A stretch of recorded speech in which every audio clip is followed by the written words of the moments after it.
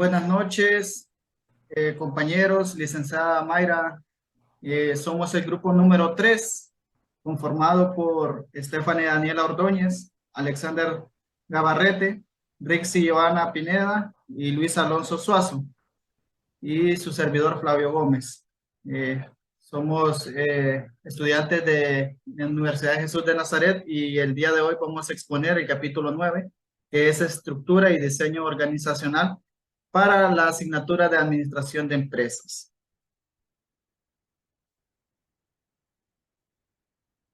La estructura organizacional es la distribución formal de los puestos en una organización. Esta estructura puede mostrarse visualmente en un organigrama y tiene muchos propósitos.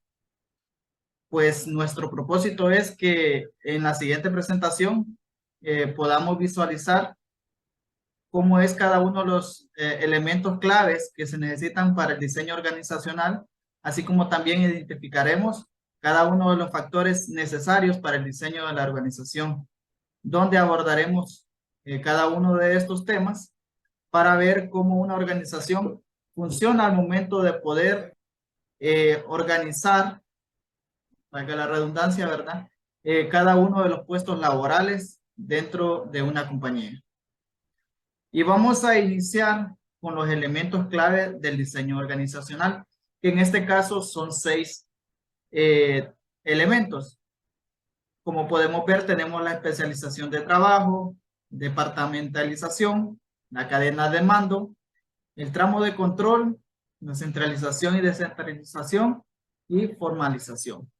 Cada uno de estos elementos son claves para poder llevar a cabo un diseño organizacional de manera equilibrada y que pueda ser funcional dentro de cualquier compañía. Por ejemplo, la especialización de trabajo consiste en dividir cada una de las actividades laborales en tareas programadas separadas. La departamentalización es la forma en que se agrupan los puestos, cómo convergen ellos y cómo se pueden dividir dentro de la compañía. Y pues en esta parte podría entrar lo que hablamos de un organigrama, donde se puedan ir clasificando las funciones de acuerdo a cada uno de los tipos de puestos que existen dentro de la compañía, ¿verdad? Que pueden ser funcionales, geográficos, productos, procesos y clientes. Van a ser algunos de los puntos que más adelante vamos a hablar que, si no me equivoco, nuestro compañero Luis o Alex nos van a hablar de ellos y vamos a entrar un poquito más a profundidad a lo que es esta parte de la departamentalización. La cadena de mando, pues, es la línea de autoridad, ¿verdad? Que se extiende en los niveles más altos de la organización hacia los bajos. Siempre imaginándonos con un organigrama, ¿verdad? Podríamos hablar de un gerente general, un gerente de planta, de cada uno de los gerentes que conforman cada uno de los departamentos. El tramo de control, este es el que está determinado, que determina el número de niveles y gerentes de una organización. Y es que es muy importante dentro de una organización tener un tramo de control bien eficaz y bien establecido, porque si no se determina esto, se genera a veces conflictos dentro de una organización, ya que al no especificar quién es un nivel superior y quién es un nivel inferior, muchas veces hay tomas de decisiones equivocadas, ¿verdad? Cuando todos quieren dar su opinión o todos quieren tomar una decisión importante, pero el tramo de control es esencial para determinar este tipo de situaciones.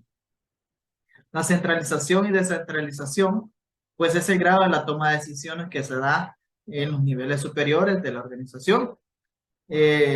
Los niveles altos toman decisiones claves con poca información proveniente de los niveles inferiores. Entonces, cuando eso sucede es que está más centralizada, ¿verdad? Cuando solo es el mando superior el que da las órdenes. Pero por otra parte, ¿verdad? Cuando los empleados son los que proporcionan la información, hace que se tomen decisiones más descentralizadas. En este caso, es de que cuando el nivel inferior intenta involucrarse y trata de tomar una que otra decisión, a veces pues esto se descentraliza, ¿verdad? Entonces eso siempre va a existir porque una compañía siempre va va a haber esa como no lucha de poderes, sino que esa situación siempre de contradicción. Por último, la formalización es la que se refiere a qué tan estandarizados están los trabajos en una organización y hasta qué grados y reglas y procedimientos están guiados los comportamientos pues de los empleados. Y cuando hablamos de los empleados no hablamos ni de los niveles inferiores ni de los superiores, estamos hablando en sí de todo lo que es la organización en sí. Entonces, en este momento, les dejo con mi compañero Alex, que nos hablará sobre los modelos del diseño organizacional. Sin Hola, muy antes, buena. sin antes querer consultarles, compañeros, ¿hay algo de esto que ustedes quisieran opinar? Eh, no, yo solo quería hacerte la pregunta de, digamos, si todos estos factores que mencionaste son un modelo a seguir para todas las organizaciones, para tener su correcto manejo. Así esto es como podríamos decir como unas instrucciones que son necesarias dentro de cualquier compañía para poder ejercer las funciones en el momento de desarrollar un diseño organizacional. Son claves estos 6 elementos, ya que si no se organizan de esta manera, va a suceder lo que decía yo, al no tener una cadena de mando establecida, no tener un tramo de control establecido, cualquiera va a querer tomar una decisión. Y esto es bien importante contemplarlo, ¿verdad? Dado que si no hay una cadena de mando establecida, cada quien va a hacer lo que quiere dentro de la compañía. Y no es así como se tiene que manejar. Siempre tienen que existir los niveles superiores o los inferiores para que la organización pueda correr a un mismo, a una misma corriente, podríamos decir. Ahora, tampoco estamos hablando, ¿verdad? Que los mandos superiores siempre van a hacer lo que quieren. Y esto lo vamos a conocer más adelante. Bueno, en este momento, pues ya dejamos al compañero Alex. Hola, muy buenas noches, compañeros. Pues yo le voy a hablar de los modelos de diseño organizacional y como podemos ver, pues aquí en la diapositiva está la organización mecanicista, la organización orgánica. Primeramente hablaremos de la organización mecanicista, la cual dice que es una organización de estructura rígida y muy controlada, que se caracteriza por una gran especialización, departamentalización rígida, limitando el tramo de control, alta formalización y una red de información limitada. En su mayor parte, la comunicación está hacia abajo y poca participación de los empleados en niveles inferiores en la toma de decisiones. También dice que las estructuras organizacionales mecanicistas se esfuerzan por alcanzar la eficiencia y depende en gran medida de las reglas, normas, tareas y, y estándares y controles similares que ésta pues ejerce. Tenemos que la organización mecanicista pues es alta en especialización, tiene una departamentalización rígida, clara, una clara cadena de mando, tramos de control limitados, centralización y gran formalización. Pues lo que podemos entender de la organización mecanicista es que está más dirigida a que los jefes, se podría decir, que imponen sus reglas a los empleados y no les permiten dar su opinión para ya sea mejorar el trabajo de la compañía donde uno labora y mayormente están impuestas solo las reglas de ellos y por esto sería una desventaja para los empleados o la empresa, ya que están limitados a lo que esto les rige. Ahora hablaremos de la organización orgánica. Es el otro modelo de diseño organizacional. Es el de la organización mecanicista, la cual la estructura es muy adaptable y flexible. Las organizaciones orgánicas pueden tener trabajos especializados, pero dichos trabajos no están estandarizados y pueden cambiar según se necesite. El trabajo se organiza frecuentemente en torno a los equipos de empleados. El personal está muy capacitado, cuenta con autoridad para manejar varias actividades y problemas. Requiere reglas formales mínimas y de poca supervisión. Tenemos que La organización orgánica pues tiene equipos interfuncionales, equipos multijerárquicos, flujo libre de información, grandes tramos de control, descentralización y poca formalización. Pues no sé si podemos ver que en una están más los jefes, imponen lo que son sus ideas y según eso tienen que trabajar los empleados, mientras que en la otra, que es la orgánica, permite que sus empleados implementen sus ideas con tal ayuden al desarrollo de lo que es la empresa. No sé si tienen alguna duda, compañeros. Sí, ¿cuál sería el mejor modelo en su opinión? Pues mira, en mi opinión personal creo que la que da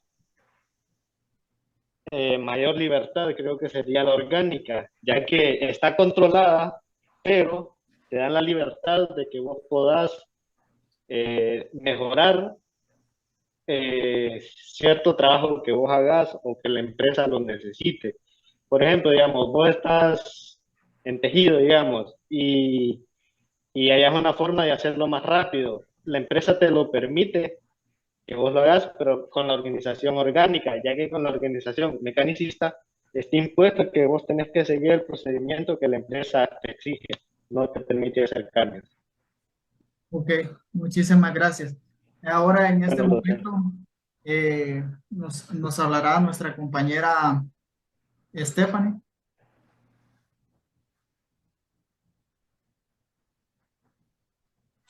Bueno, como ustedes pues pueden notar, a mí me tocó hacer un breve resumen y un análisis de los diseños organizacionales contemporáneos. Y claramente empezaremos a referirnos en qué se refiere contemporáneos.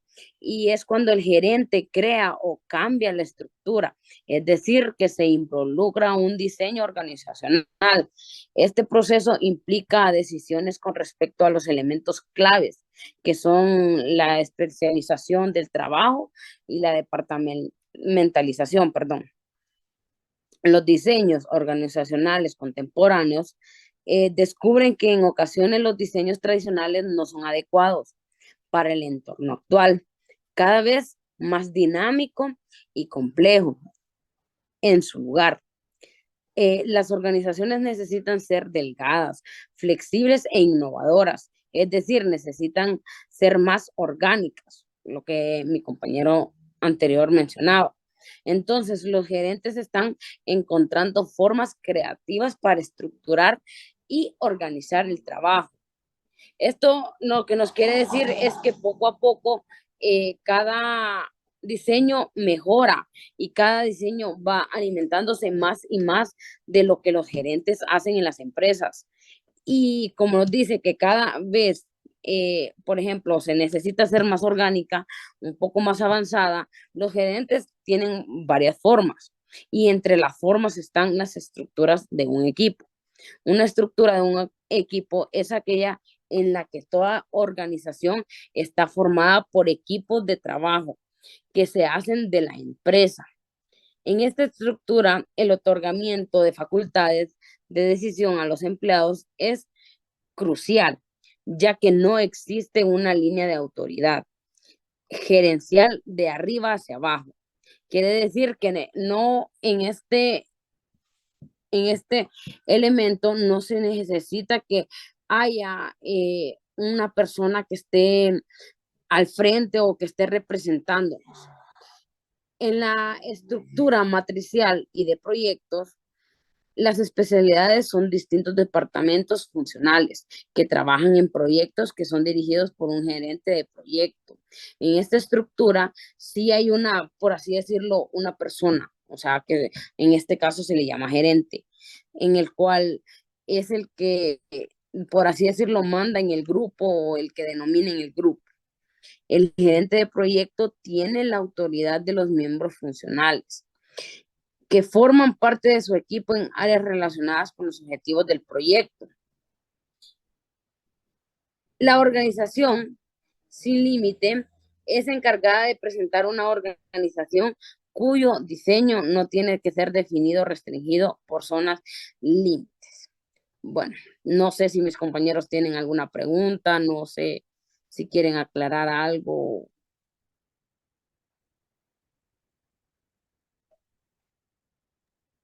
Ok, creo que todo está bien, ¿verdad? Y que entendemos la parte de que hay que implementar nuevos diseños más actuales y no los tradicionales.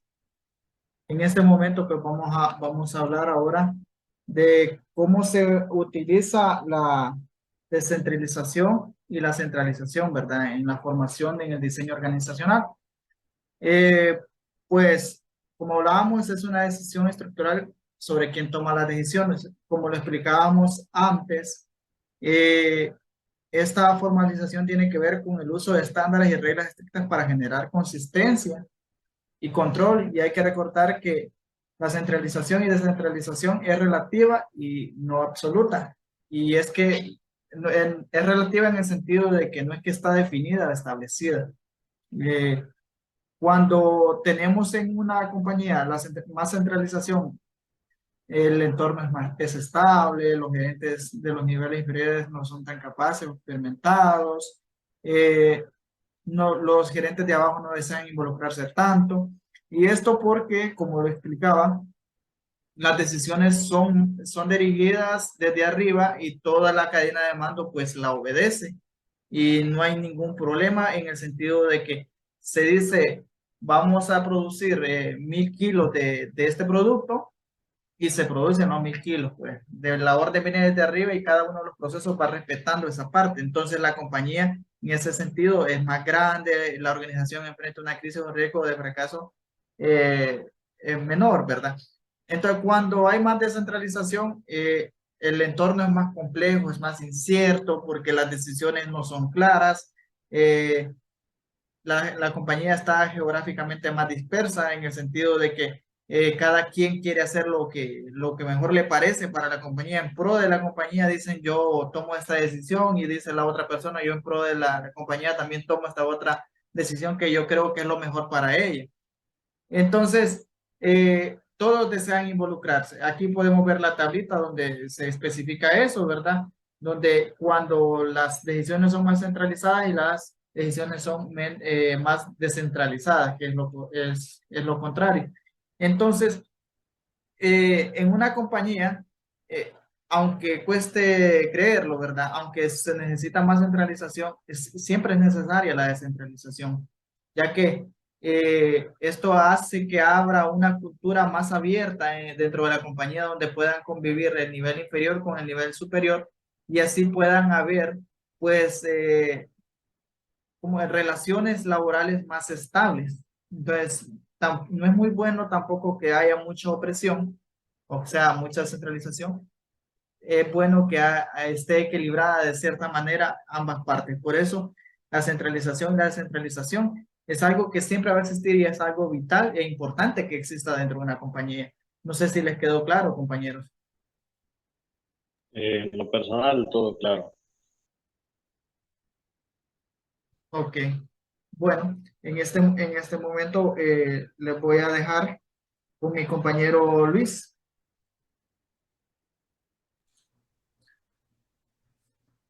Ok, vamos a hablar de la especialización del trabajo, cadena de mando y tramo de control.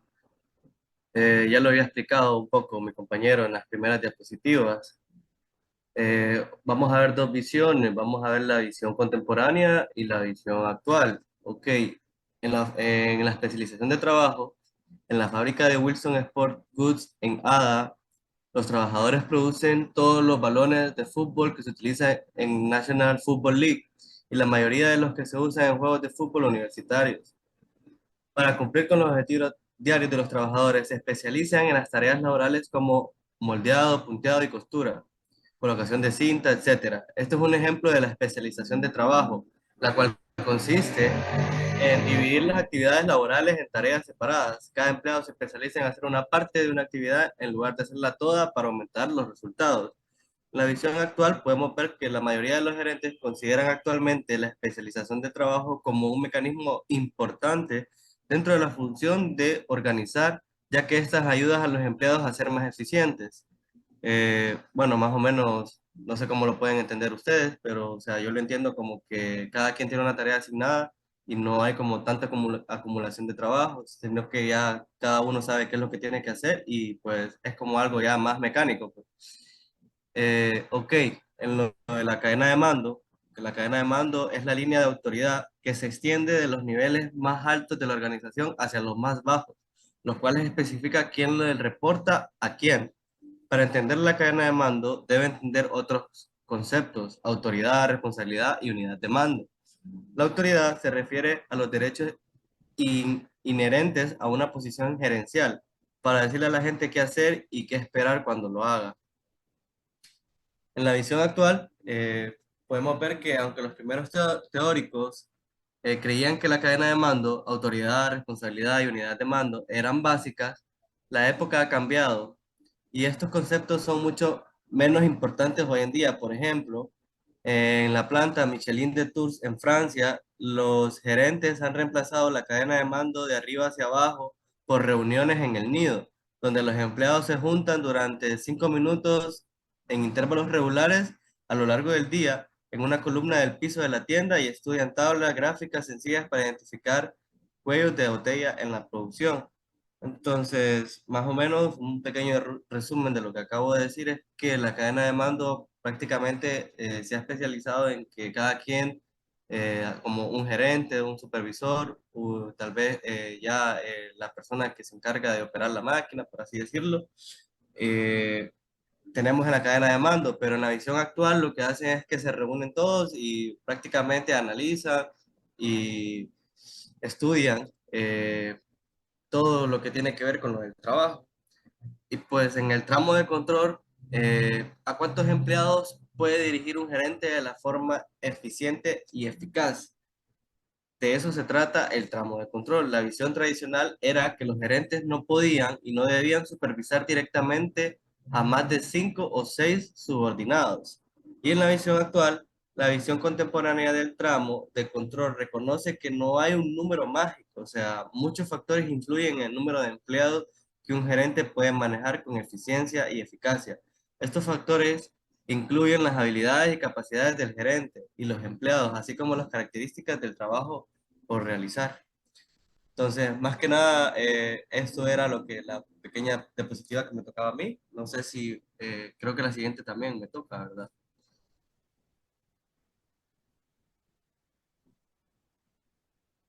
Ok, entonces ahora vamos a hablar de las 5 formas más comunes de la departamentalización. La departamentalización es la forma en que se agrupan los puestos. Las 5 formas comunes de la departamentalización. Tenemos la departamentalización funcional. Agrupa los puestos de acuerdo con las funciones. La perdón, compañeros. Departamentalización geográfica agrupa los puestos de acuerdo con la región geográfica. Departamentalización por producto agrupa puestos por líneas de productos. La de procesos agrupa los puestos con base en el flujo de productos o clientes. Y la de por clientes agrupa los puestos en base a clientes específicos y exclusivos. Entonces, sin nada más que agregar, ¿tienen algo que decir ustedes? Podemos pasar al siguiente. No, todo claro, compañero. Muchas gracias. En este momento, pues, va a pasar otra vez. Vamos a ver, vamos a discutir una consulta de la simplificación de tareas laborales, ¿verdad? También creo que el compañero Luis nos puede ayudar con esto. Ah, ok, sí.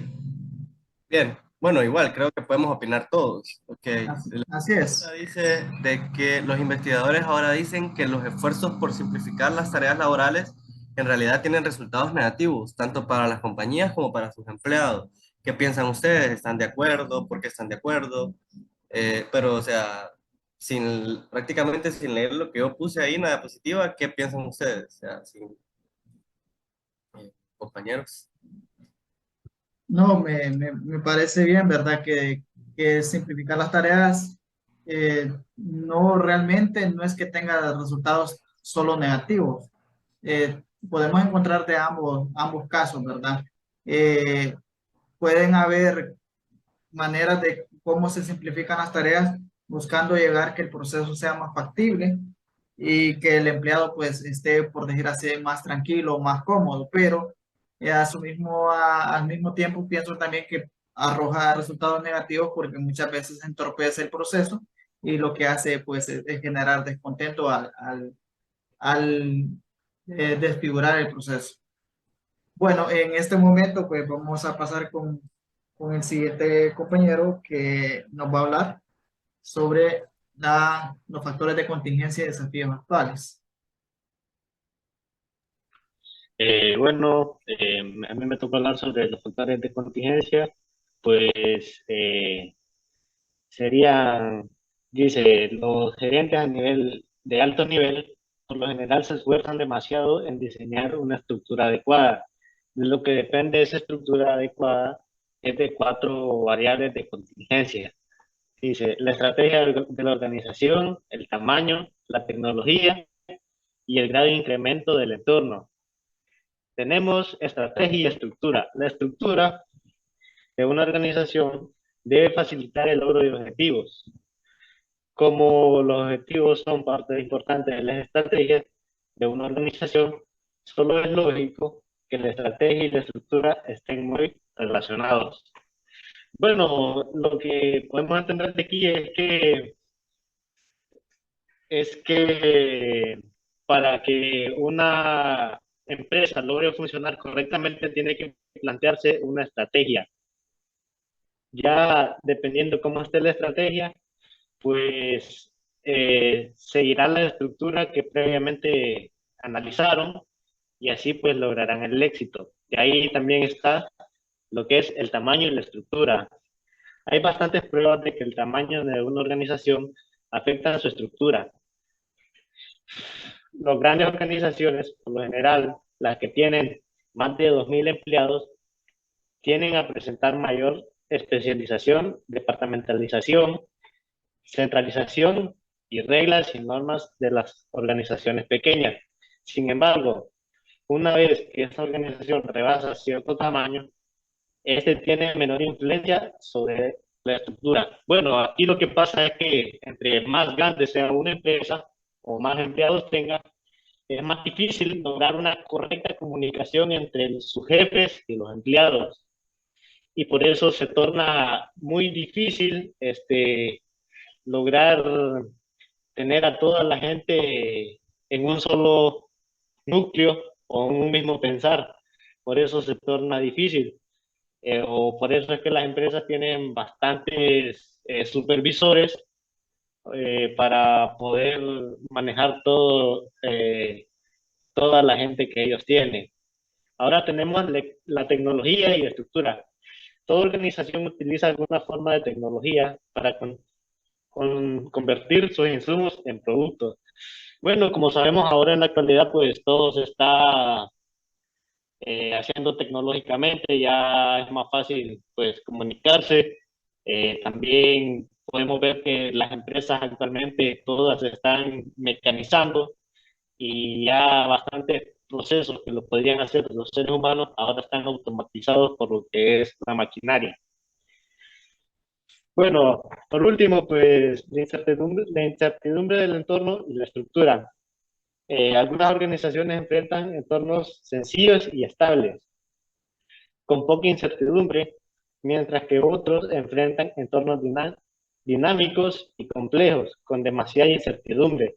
Los gerentes tratan de minimizar la incertidumbre del entorno mediante ajustes a la estructura de la organización. Pues la incertidumbre, como decirlo, se encuentra perdido o desconcentrado y esto pues es porque posiblemente no haya una buena comunicación entre los empleados o no deben entender de manera correcta lo que sus jefes les dicen. Los dejo con mi siguiente compañero que hablará de los desafíos actuales.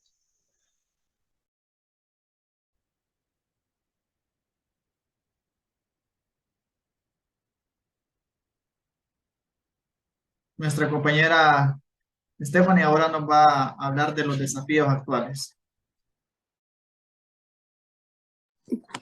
En, como mi compañero lo dijo, a mí me toca detallar pues los desafíos actuales del diseño organizacional.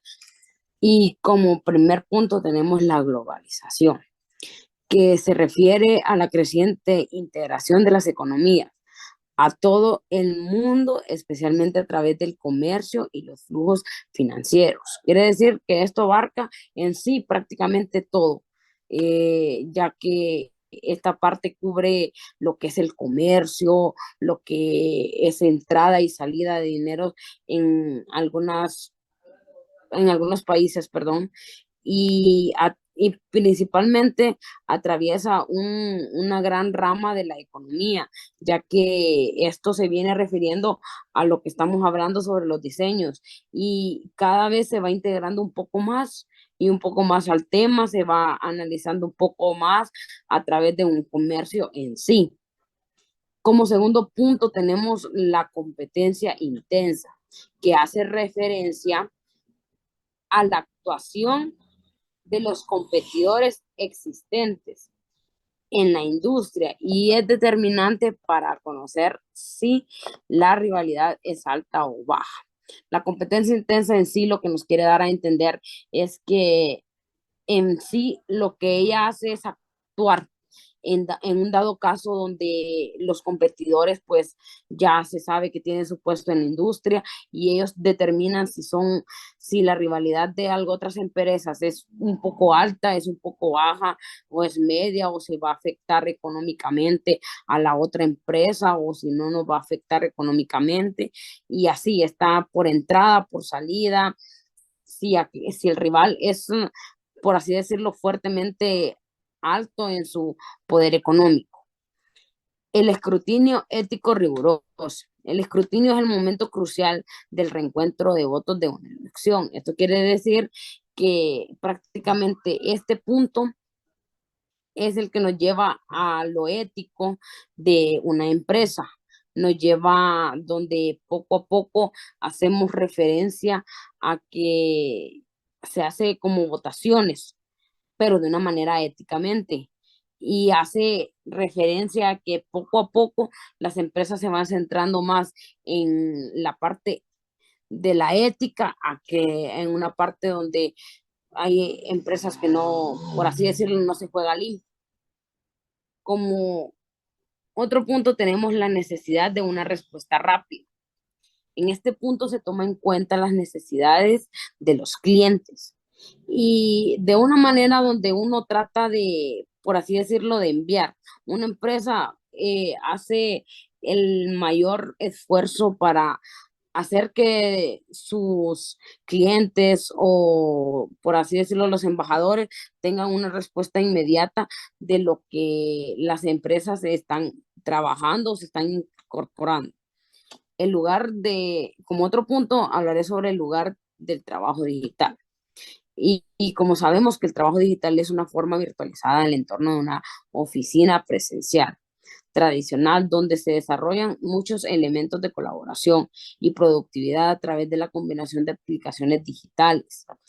En esto más que todo estamos hablando, como lo podemos decir, de la manera que ahora se dice nueva, tecnológica, de una versión más avanzada a lo que antes se hacía. El lugar digital se puede hacer mediante, así como nosotros que lo hacemos virtual, porque de hoy en día se trabajan las cosas virtuales, ya todo es por línea, las empresas pues se ahorran demasiado dinero en esa parte. Y como último tema hablaré sobre una diversidad cada vez mayor. Y cuando hablamos de diversidad en una empresa nos referimos a que una organización cuenta en su plantilla con empleados de diferentes género, ideología, orientación sexual o etnia, entre otros idiomas, perdón, o cultura.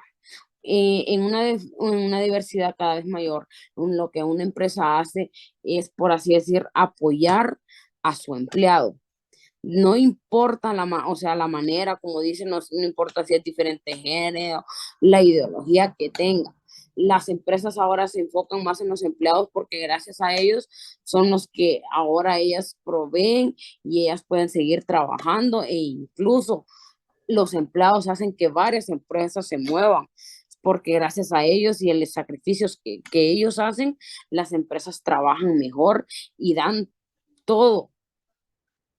Entonces, bueno, de mi parte creo que es todo. No sé si mis compañeros tienen alguna pregunta. Sí, bueno, muy interesante, ¿verdad? La parte de los desafíos a los que se enfrenta el diseño organizacional, ya que como hablábamos anteriormente, Stephanie, teníamos una parte más tradicional, inclusive donde había una parte orgánica y una mecanista que creo que explicaba nuestro compañero, no sé si era Luis o Alex. Eh, y esto es a lo que se enfrenta hoy en día. Y usted, dígame, ¿qué opina usted? ¿Realmente las compañías hoy en día, las organizaciones, tratan de abordar estos desafíos organizacionales que están más latentes, que se van actualizando poco a poco? ¿Los afrontan o no? ¿O se tratan de mantener en una organización tradicional? Pues en especial, yo digo que sí se afrontan, ya que prácticamente la mayoría de las empresas están trabajando de una manera virtual. Es ahí donde viene una desventaja para el empleado, que es un punto de desafío que ellos dan. Entonces, en esa parte ellos bajan ese desafío, porque ya ahora todo trabaja virtual, todo es mediante plataforma y todo se busca a una, por así decirlo, a una cosa más reducida, porque eso es la tecnología, la verdad. Es algo reducido que avanza mejor y que en parte afecta también a la empresa porque deja a varias personas desempleadas cuando ahora todo es reemplazado por máquinas. Bueno, es mi opinión. Ok, muchas gracias. No sé si los compañeros tendrán algo más que aportar con el tema que hemos visto sobre la organización. Pues la verdad, yo solo podría decir que, pues como estábamos hablando, que las compañías ahora en la actualidad, pues todo lo están mecanizando, digitalizando. Pues la verdad esto es de gran ayuda, porque la verdad hay bastantes cosas que reduce el riesgo de que pase un accidente a una persona, o mayormente por eso, porque si podemos ver la mayoría de casos en los que se mecaniza algo, es porque es de bastante riesgo para lo que es el ser humano. Para evitar esos riesgos, mejor se procura digitalizar esa parte solamente. Ok. ¿Y usted, compañero Luis? No, no tengo nada que agregar. Ok. Bueno, con esto pasamos ahora a lo que son las conclusiones. Y pues, después de haber abordado este capítulo 9 del diseño organizacional, hemos podido concluir, ¿verdad?, que la función principal del diseño organizacional es la construcción de una estructura que mantenga orden y control que permita el logro de objetivos organizacionales. Que el diseño funcional donde el personal humano trabaja para un departamento puede ser el mejor para la consecución de los objetivos perseguidos por las organizaciones y que un buen diseño organizacional va a permitir que una empresa sea efectiva, eficiente y eficaz, diferenciando estos tres términos como cómo hacer las mejores cosas, hacer las cosas bien con el mínimo esfuerzo y recursos. Y que el diseño organizacional es el motor lineal que logra el funcionamiento ideal de una organización. Y pues, como concluíamos cada uno de los compañeros, ¿verdad? Si un diseño es muy bien planteado desde el inicio, pues los objetivos se van a lograr.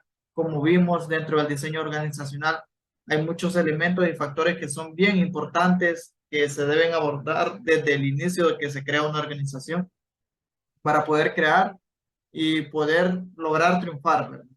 Si no se logran establecer estructuras bien cimentadas, la empresa muy posiblemente va a fracasar. Pero si el diseño es adecuado, es estable y es muy adecuado a lo que es el proceso, incluyendo desafíos, como hablábamos, ¿verdad? contemporáneos que vamos a ir adaptando poco a poco cada una de las temáticas que vayan surgiendo, pues se va a mantener y se van a poder cumplir siempre los objetivos. Bueno, yo les agradezco el tiempo a cada uno de ustedes, a usted, licenciada Mayra López. Este fue el grupo número 3 de las asignaturas de Administración de Empresas sobre la exposición del capítulo número 9 del diseño organizacional. Muchas gracias y pues feliz noche.